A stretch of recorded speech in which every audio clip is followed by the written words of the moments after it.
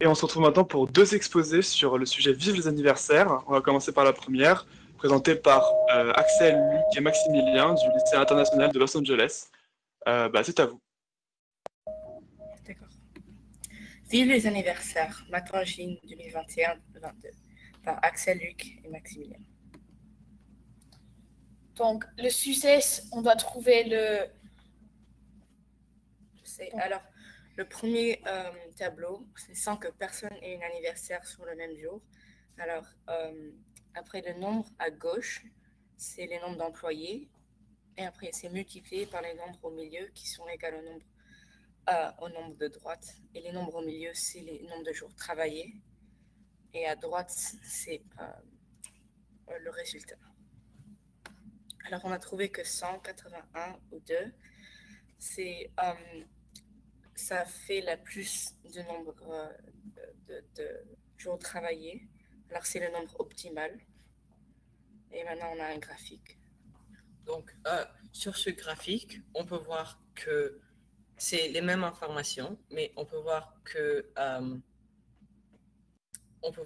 le nombre maximal, optimal, pardon, d'employés, c'est 182 ou 183. Et on peut voir que ça monte et ça redescend.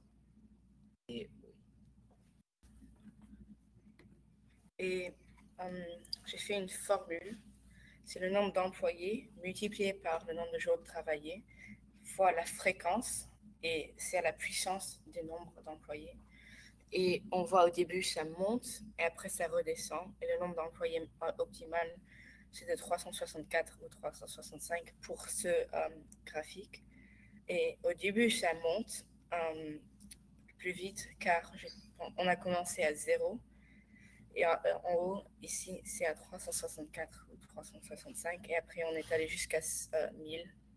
Alors, ça descend moins vite.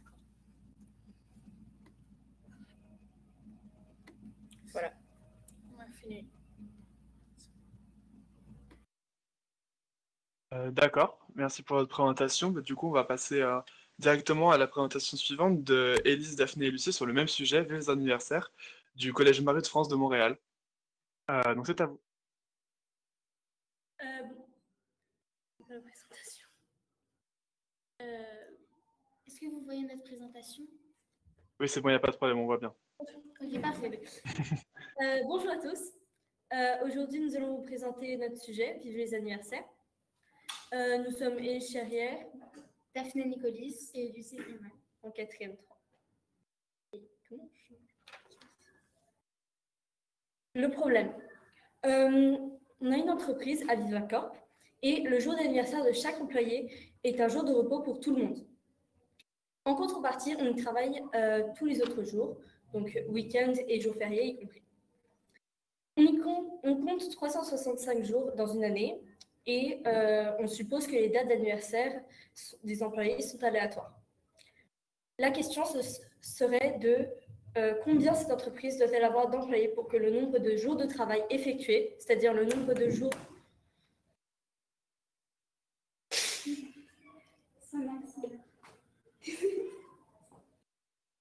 On est vraiment désolé. Combien cette entreprise doit-elle avoir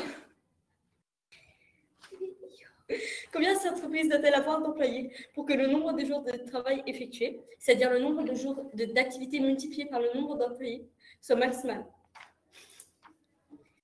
Donc, notre premier essai consistait à trouver le nombre maximal d'employés et de jours travaillés lorsque toutes les personnes sont nées un jour différent. Nous avons effectué le calcul, le nombre de jours travaillés multiplié par le nombre d'employés. Donc, nous avons trouvé que la valeur maximale était de 182 fois 183, ce qui donne 33 306. Nous le confirmons grâce à un tableau Excel que nous avons fait. Donc, dans la colonne A, nous avons le nombre d'employés. Dans la colonne B, qui va de 1 à 364. Dans la colonne B, nous avons le nombre de jours effectués qui va de 364 à 1. Et dans la colonne C, nous avons le total des jours effectués lorsque les jours d'anniversaire ne sont pas les mêmes. Du coup, pour trouver la colonne C, nous avons multiplié la colonne A avec la colonne B. Et nous avons vu que ça augmentait jusqu'à un moment où ça redescendait, donc un peu comme les autres classes avaient trouvé, les autres élèves. Et donc ça commençait à redescendre lorsque on arrivait à 182 fois 183 et on avait trouvé bien 33 306.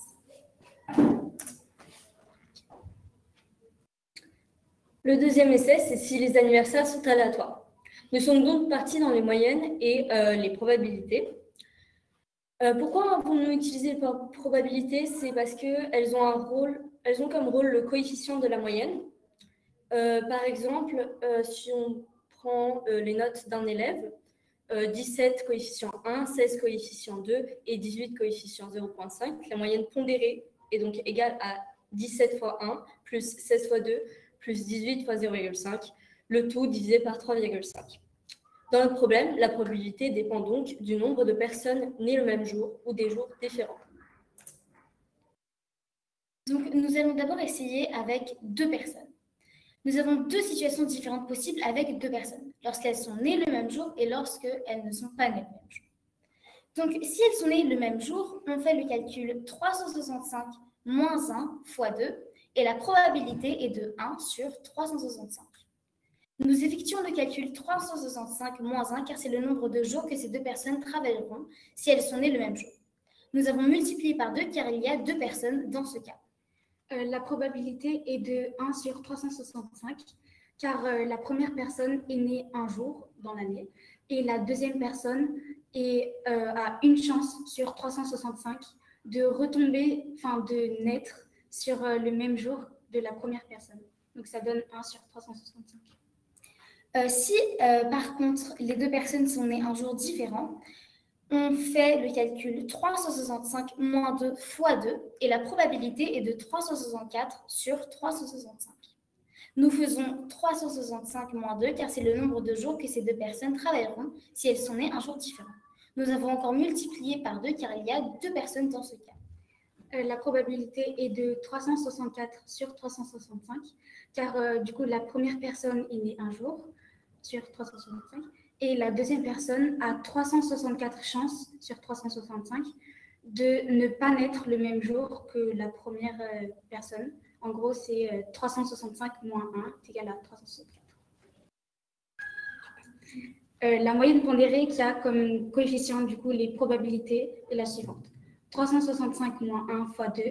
Donc ça, c'est le nombre de jours d'activité si les 2 personnes sont nées le même jour, fois la probabilité qu'on a trouvée, donc 1 sur 365, plus 365 moins 2 fois 2, c'est-à-dire le nombre de jours travaillés lorsque les 2 personnes sont nées un jour différent, fois la probabilité qui est 364 sur 365. Donc, on va ensuite essayer avec 3 personnes. Nous avons 3 situations différentes possibles avec 3 personnes. Lorsqu'elles sont nées le même jour, lorsqu'elles ne sont pas nées le même jour et lorsque 2 d'entre elles sont nées le même jour. Lorsque les 3 personnes sont nées le même jour, il y a 365 moins 1 fois 3 de jours effectués, et de jours effectués de travail, et la probabilité est de 1 sur 365 au carré. Nous effectuons le calcul 365 moins 1 car c'est le nombre de jours que ces 3 personnes travailleront si elles sont nées le même jour. Nous avons multiplié par 3 car il y a 3 personnes dans ce cas. Et la probabilité est de 1 sur 365 au carré, car la première personne est née encore une fois donc un jour, la deuxième est née le même jour, et la troisième encore est née le même jour. Donc ça va faire 1 sur 365 pour chacune des personnes, la probabilité. Et du coup, nous allons multiplier 1 sur 365 fois 1 sur 365, et ça nous donne 1 sur 365 au carré. Lorsque les 3 personnes sont nées tous des jours différents, nous avons 365 moins 3 fois 3, avec une probabilité de 364 divisé par 365 fois 363 sur 365. Donc, nous effectuons le calcul 365 moins 3 car c'est le nombre de jours que ces 3 personnes travailleront si elles sont nées un jour différent. Nous avons multiplié par 3 car il y a 3 personnes dans ce cas. Donc là, les personnes sont nées, la première personne est née un jour, donc ça fait 1 sur 365. La deuxième personne a donc 364 chances sur 365, comme on l'avait dit plus tôt, de ne pas être née le même jour que la première personne. Et l'autre probabilité, c'est que 363 sur 365, la troisième personne a 363 chances de ne pas naître le même jour que la deuxième personne et la première personne. Donc, nous devons multiplier les deux probabilités pour trouver la probabilité lorsque les 3 personnes sont nées un jour différent. Et lorsque 2 personnes sur 3 sont nées le même jour, donc l'autre est née un jour différent, on a 365 moins 2 fois 3, avec une probabilité de 1 moins 1 sur 365 au carré, moins 364 fois 363 sur 365 au carré. Nous effectuons le calcul 365 moins 2 car c'est le nombre de jours que ces personnes travailleront si 2 d'entre elles sont nées un même jour. Nous avons multiplié par 3 car il y a 3 personnes dans ce cas. Là, du coup, nous avons fait 1 moins les autres probabilités qu'on avait trouvées au début. Et du coup,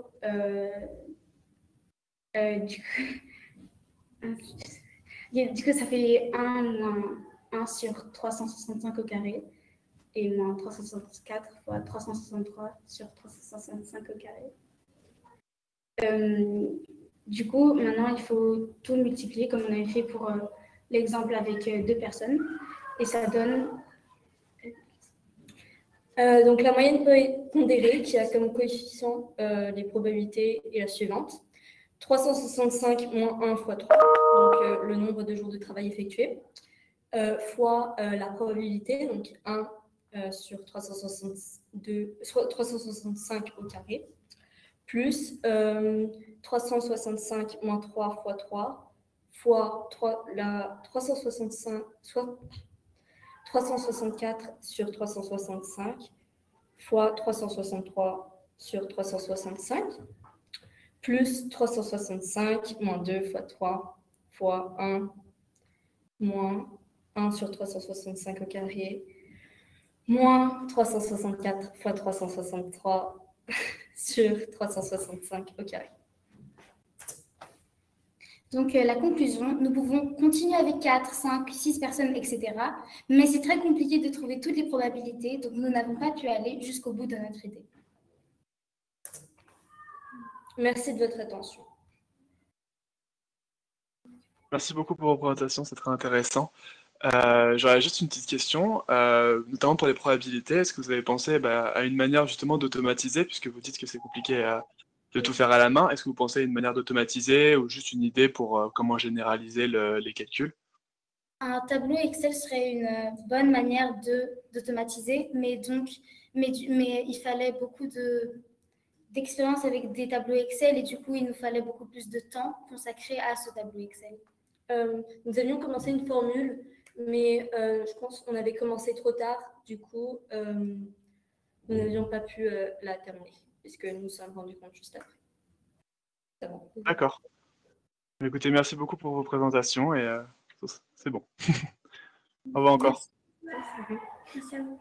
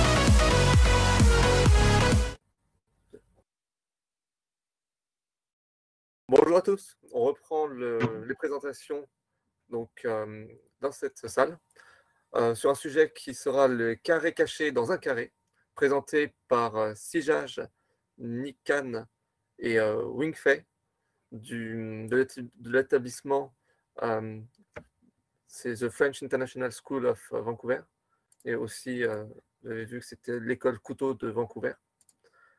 Donc je vais vous laisser la parole et présenter du coup votre sujet. Bon courage à tous. Bonjour, nous allons vous présenter le carré caché dans un carré. Là, ça marche pas.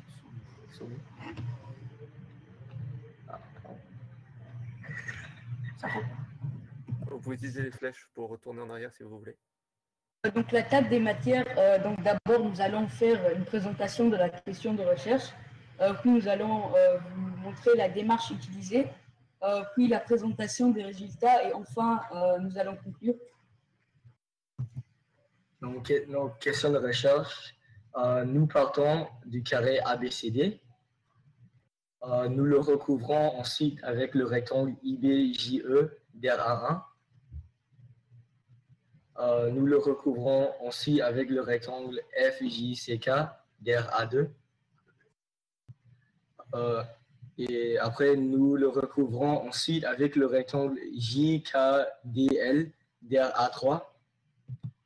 Et finalement, nous le recouvrons avec le rectangle AIHL DRA4.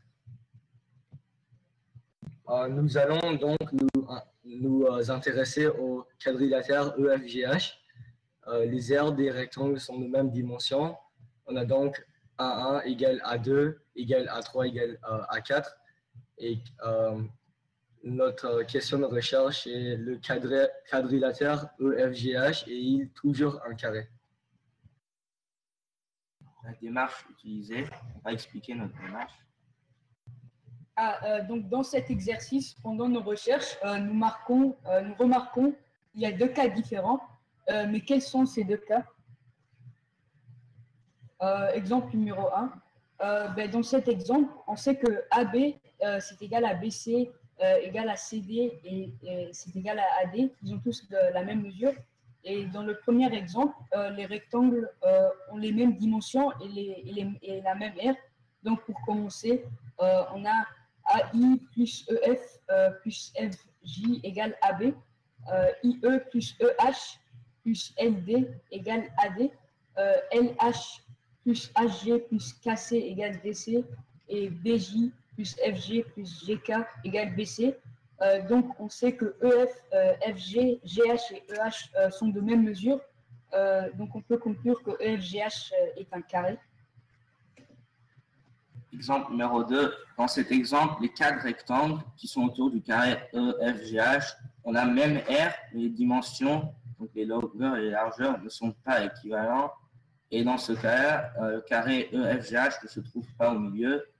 Donc, dans cet exemple, nous n'avons pas trouvé de cas qui marche. On a essayé avec plusieurs R comme du grand rectangle, du grand carré ABCD comme 144 ou 36, mais nous n'avons pas trouvé de combinaison qui marche.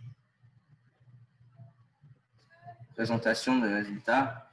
Ce sont les résultats que nous avons trouvés. Donc, dans l'exemple numéro 1, on a trouvé que si on ajoute AI plus EF plus FG, c'est égal à AB, IE plus EH plus LD égale AD, LH plus HG plus KC égale DC, BJ plus FG plus GK égale BC.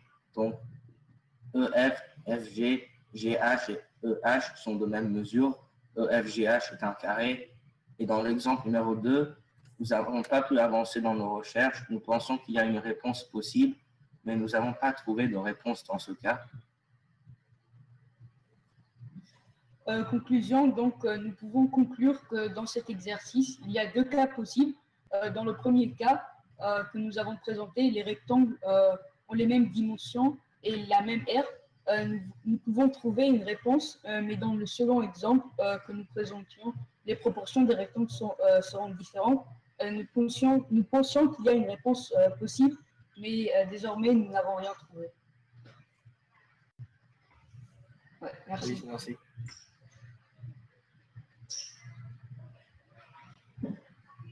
Merci beaucoup pour votre présentation. On va passer maintenant aux questions. Alors, je vais laisser un peu de temps pour le chat de formuler des questions. Moi, je vais vous en poser quelques-unes. Est-ce que, au cours de vos travaux, vous vous êtes intéressé à utiliser des outils numériques pour aller mettre en... Pour montrer les figures dans le projet, nous avons utilisé GeoGebra. D'accord. Vous avez donc pu représenter donc, les deux différents cas particuliers, enfin le cas particulier où les rectangles ont la même forme et les cas où... alors, sur la figure de droite, j'ai peut-être l'impression que les rectangles ne sont pas de la même forme. C'était volontaire, c'est ça? En fait, on voulait montrer que... ça marche pas. Ouais, que ça ne fonctionne pas avec le second exemple, qu'on n'a pas trouvé vraiment de réponse possible. D'accord. Et par curiosité, est-ce que vous êtes intéressé à d'autres cas particuliers? Alors, pas forcément du coup les 4 rectangles de la même forme, mais par exemple 2 rectangles qui auraient la même forme, et puis 2 autres qui auraient une autre forme, une forme différente. Ou bien 2 qui ont la même forme, 2 autres qui ont la même forme, mais différents des 2 premiers. On pensait au début, mais après, on a passé comme au deuxième exemple qu'on a montré. D'accord.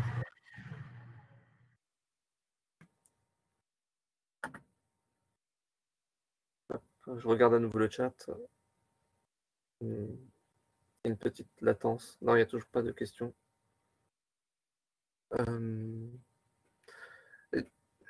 Mais du coup...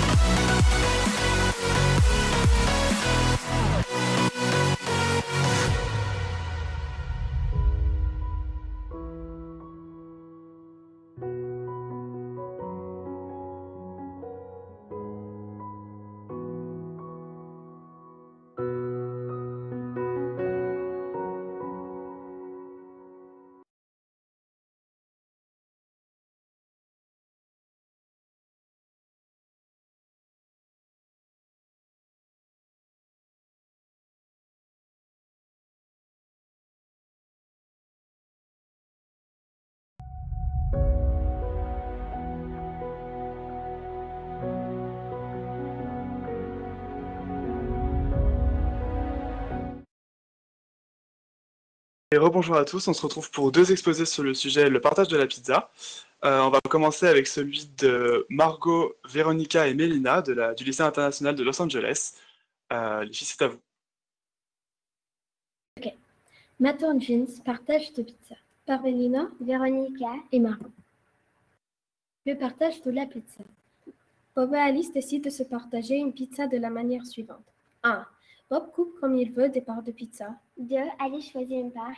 3. Bob doit choisir une part autour de l'ouverture. 4. Alice doit choisir une part autour de l'ouverture et ainsi de suite. Les questions. Bob peut-il trouver un découpage lui permettant d'être sûr de manger plus que pizza d'Alice? Si oui, comment faire et quelle proportion de la pizza peut-il obtenir au maximum? Voici le problème qu'on a résolu. Oui. Voici notre réponse finale. Donc, on va sortir et vous nous dites où vous voulez aller. Comme tu vois, il y a des petits points comme OT et tu peux choisir là où tu veux te placer. Oui, donc on va mettre des text box chaque fois. Oui. Alors, donc, tu vas aller où en premier?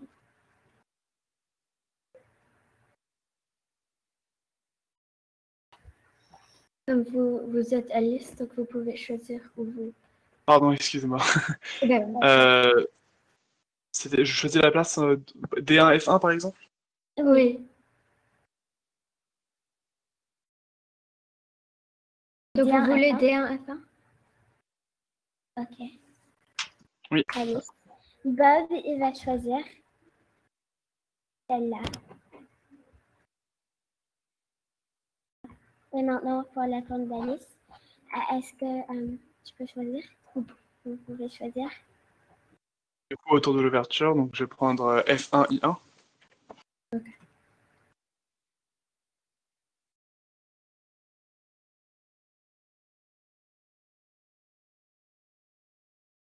Ok, attends, désolée, je crois pas que ça marche très bien. Je suis désolée, on est en train d'avoir un petit problème technique. Alice, et puis Bob, il va aller. C'est à F1. Oui, non, je sais, mais ça marche pas le décalage. Ok. Voilà. Donc voilà, Bob va aller ici. Il va aller T1, G1. Ok, T1, G1. Et après, vous voulez aller où après ça? Je vais prendre G1, K1, s'il vous plaît. Ok.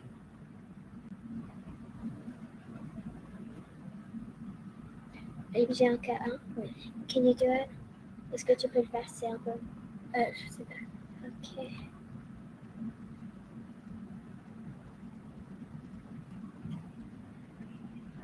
Voilà. Ok, je peux le nous, on va aller juste en bas de ça. K1, L1.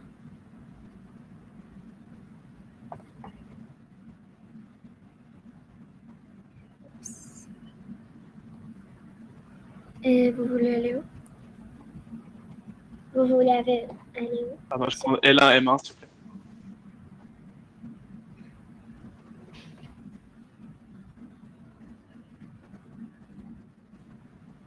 Ok, et nous, on va aller juste en dessous de ça.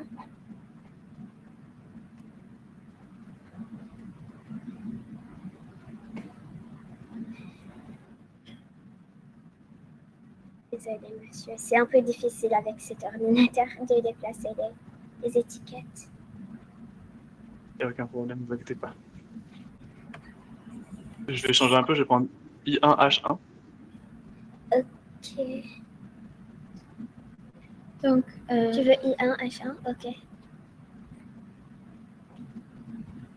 Oh, il faut prendre autour. Il y a autour de l'ouverture. Ok, Et maintenant, Bob il va prendre la grande. Oui.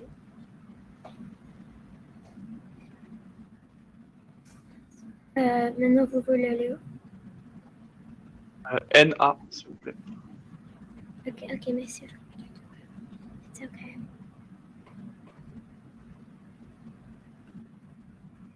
Bob va aller juste en dessous de ça.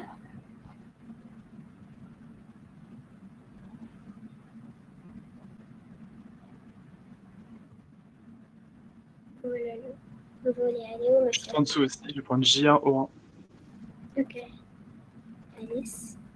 J'ai Bob, il va prendre la grande part. Bob. Et Alice, elle va aller où? Q1, S1. Ok. Alice. Bob, il va aller juste à côté.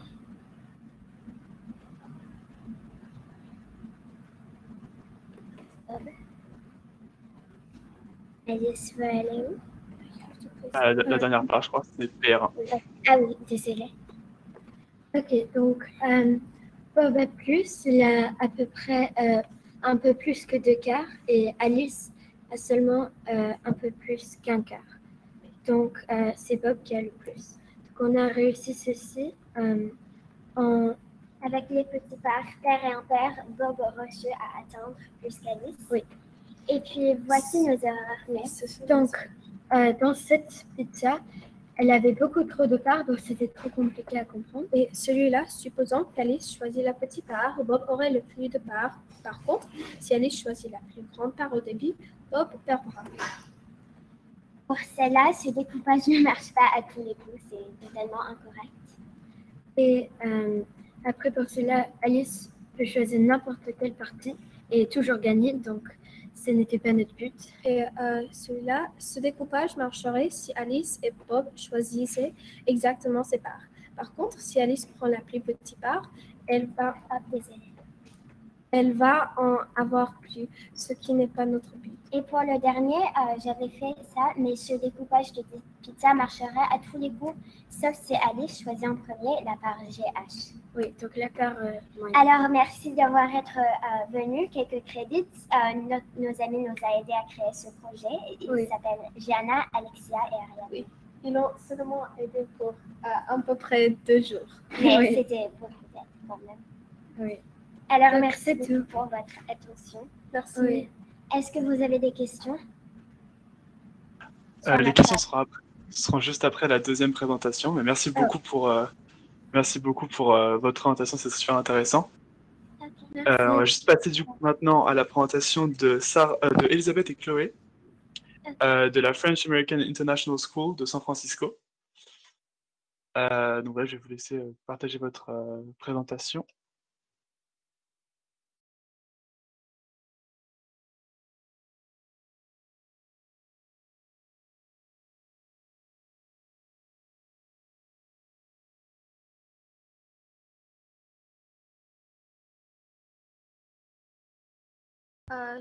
Ok, on va présenter notre truc.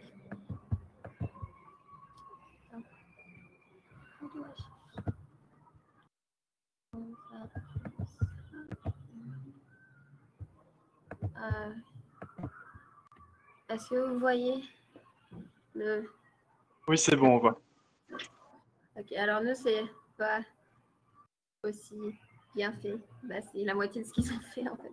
Mais bon. C'est le matin du partage de pizza par Elisabeth et Chloé. Alors, notre problème est que Bobby et Alice décident de se partager une pizza de la manière suivante.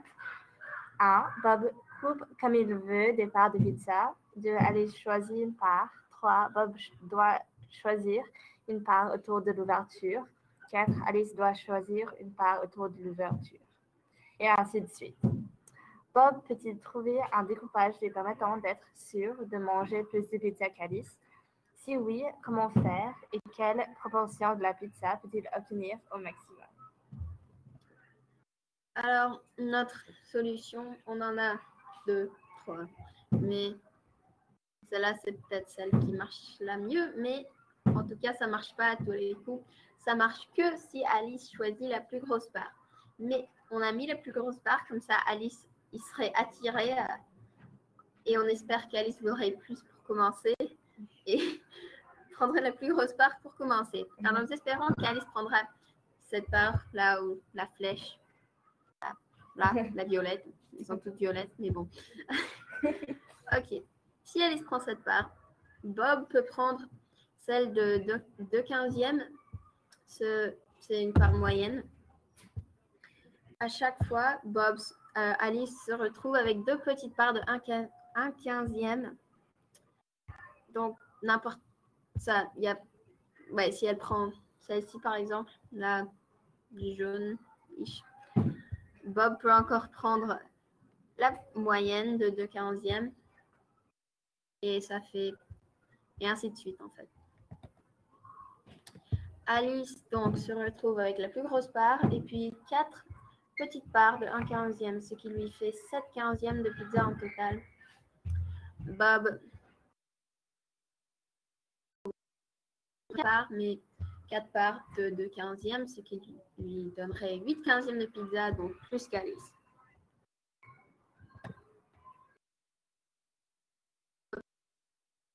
Parce qu'il faut que certainement Alice prenne la bonne part. Et si elle prend une part qui soit, disons, destinée à Bob, elle se retrouverait avec plus de pizza. Et puis, bon, même si Alice prenait la bonne part, il faudrait que Bob fasse tous les calculs, tous les trucs avec les règles, et personne ne trimballe des kits de géométrie avec eux partout. Alors, ouais. Alors, une solution alternative. Alors, on peut découper le milieu du pizza et puis le retirer et coller les deux autres parts ensemble pour que Bob peut manger et avoir plus. Mais ça devienne un petit peu déformé. Et puis la troisième solution, c'est si Bob demandait poliment d'en avoir plus, ils sont quand même amis. Alors Bob pourrait très bien demander à Alice si il pourrait en avoir plus. Voilà, pardon. Et ouais, merci d'avoir écouté.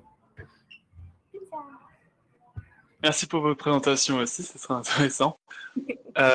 J'aurais quelques petites questions pour vos deux groupes. Tout d'abord, la présentation qu'on vient de voir, comment est-ce que vous trouvez vos solutions? Comment vous les avez déterminées? C'est quoi votre procédé? Notre procédure, c'était d'essayer de...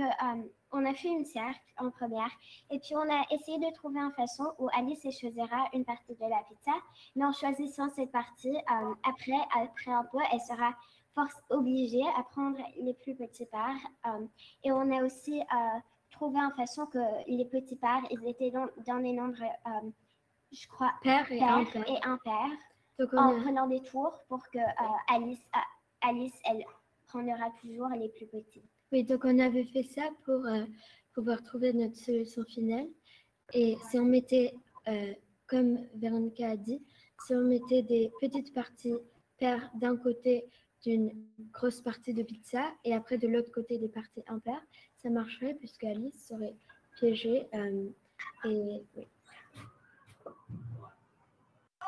D'accord. Est-ce que vous avez essayé, parce que là, à chaque fois, dans vos solutions, vous passez toujours par le milieu de la pizza. Est-ce que vous avez essayé de couper aussi en passant pas forcément par le milieu? Oui, on avait essayé avec beaucoup d'autres formes, comme des carrés et des rectangles, puisque dans l'enseignement, ça n'a pas dit que ça devrait être une cercle. Alors, on a essayé avec des carrés et des rectangles, mais on n'a pas réussi à trouver une solution parfaite, alors on a juste gardé celle-là. On a aussi essayé de mettre une pizza et mettre une petite partie au milieu qui reste avec les autres parts et pour que Bob prend ce part. Oui, en fait, il y a tous les parts, mais à la fin, Bob prend ça pour qu'il ait plus qu'Alice. Mais ça n'a pas marché parce que Alice, des fois, elle peut prendre la part au milieu directement, en avoir plus à la fin. D'accord.